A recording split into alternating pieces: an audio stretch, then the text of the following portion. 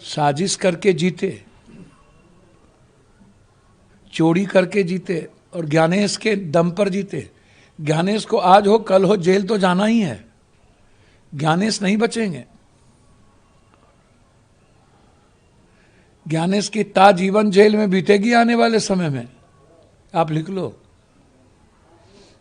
जितनी बड़ी चोरी उसने की है लोकतांत्रिक व्यवस्था के साथ और संवैधानिक दायित्वों के साथ, सब कुछ सामने में है।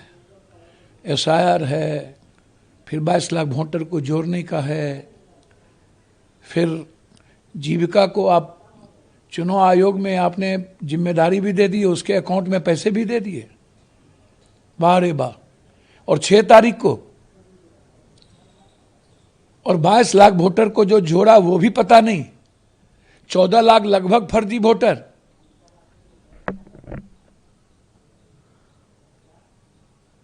सात करोड़ 42 लाख दिखा रहे हो एसआईआर के बाद, और चुनाव वोट में गिर गए 7 करोड़ 45 लाख। तो इतने बड़े पाप प्रक्रिया के बाद पूरा बिहार में इंडिया गठबंधन को पोस्टल बैलेट पेपर में 80% बढ़त है, और ईवीएम में बढ़त हो गई तुम्हारी। ईवीएम पर कतई भरोसा नहीं किया जा सकता है, बैलेट पर कराओ, नहीं किया जा सकता। आप ईवीएम को लेकर फिर सवाल खड़े कर रहे हैं। मेरा सवाल है, तब भी, आज भी, कल भी रहेगा ईवीएम को लेकर। मैं इस मामले में बहुत क्लियर हूं। जो देश ईवीएम बनाया वही ईवीएम पर भरोसा नहीं किया, जो सबसे लोकतांत्रिक देश है वही भरोसा नहीं किया। तो इसीलिए नीतीश कुमार जी के साथ लगातार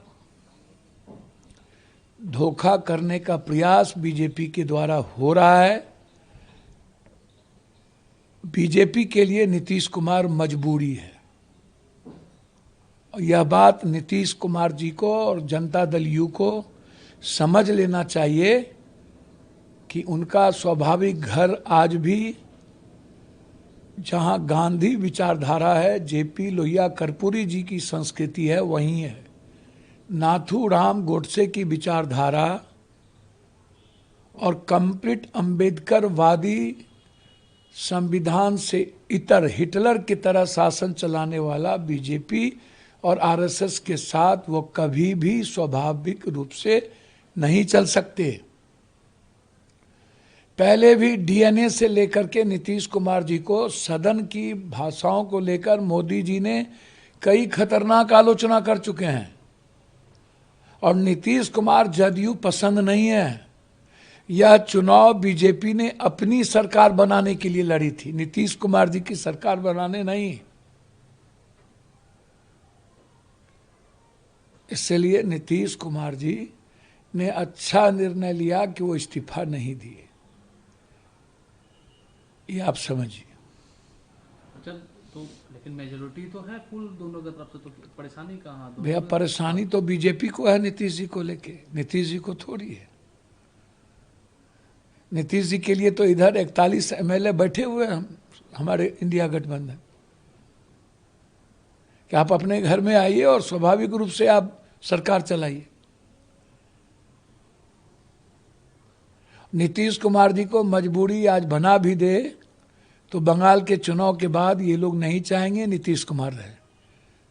बंगाल और असम के चुनाव तक ही नीतीश कुमार को ये मजबूरी रखना चाहेंगे, उसके बाद या तो ये जदयू को तोड़ेंगे। हम नीतीश कुमार जी को एक सलाह देना चाहेंगे कि विधानसभा अध्यक्ष कभी मत दीजिएगा बीजेपी को, सब कुछ दे दीजिएगा लेकिन विधानसभा अध्यक्ष मत दीजिएगा।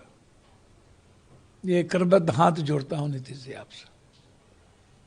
अच्छा, एक ये है कि जिस तरीके से लालू परिवार में रोहिणी आचार्य है, वो कल जिस तरीके से रोड़ो कर उन्होंने कहा कि मेरे माँ बाप, लालू जी भी रो रहे थे, वहाँ राबड़ी जी भी रो रही थी, उनके सामने जिस तरीके से ये हुआ, कैसे देखते हैं? संजय यादव और रमेश पर वो सवाल खड़े किए। देखिए, घर घर की कहानी है।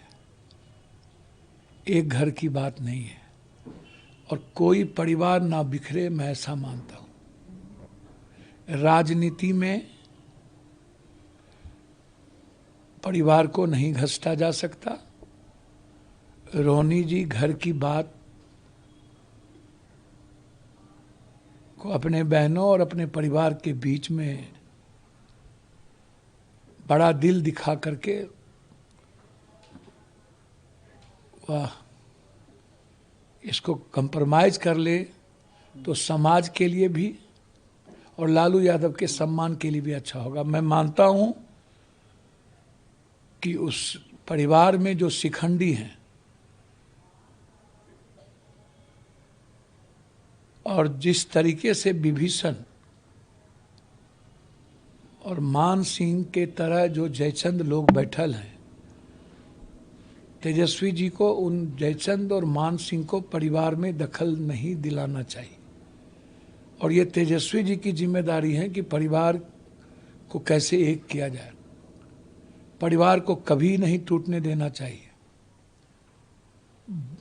विचारों का मतभेद रहता है, पति पत्नी के बीच रहता है, सबके बीच रहता है, लेकिन बिखराव सही नहीं है। और यह घटनाक्रम समाज को प्रभावित किया है।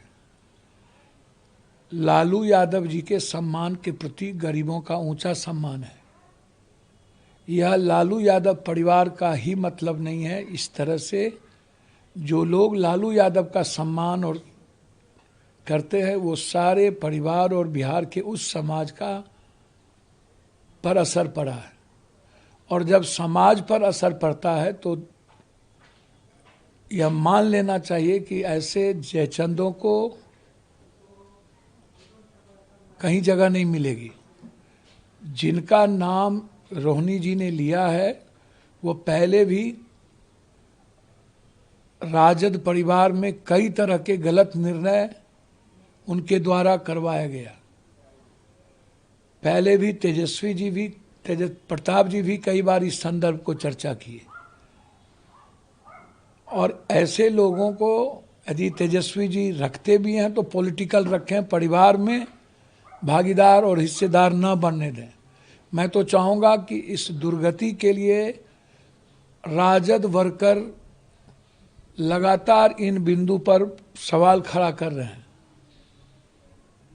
तो वर्कर का सम्मान हो, राजद परिवार का सम्मान हो और वर्कर और राजद परिवार जिन लोगों के कारण आहत हैं उन्हें अविलंब निकालना चाहिए। 1 मिनट भी उन्हें रहने का अधिकार नहीं देना चाहिए, अन्यथा राजद परिवार को चाहने वाली जनता और वर्कर उसे निकाल देगी।